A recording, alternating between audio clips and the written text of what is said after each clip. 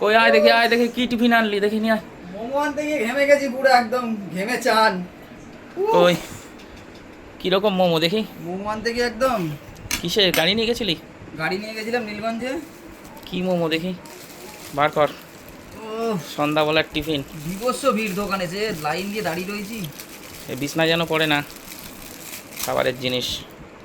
Video করার জন্য বসালাম এর উপরে, দেখি ঢেলে দে নিচে দেখি কীরকম মোমো। মোমোর কোয়ালিটি কীরকম?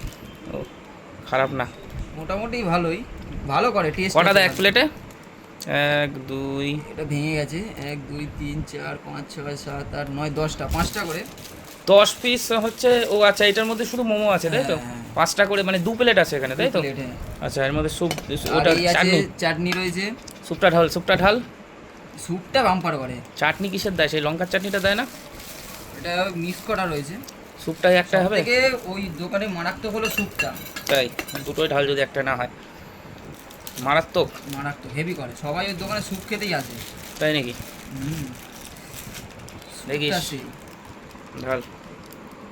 ও তো গাঢ় গাঢ় চিকেন স্যুপ। Chicken soup. আর মোমো তো চিকেন, এটাই ব্যালেন্সটা, এটাই ঢেলে দে।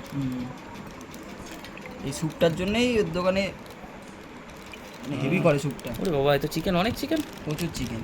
চিকেন। আর মোমো লোক কম খায় ওর গিজ দোকানে, গিজ করছে। স্যুপটাই খায় বেশি। তাই ঠিক আছে, নে চল খাওয়া শুরু করি।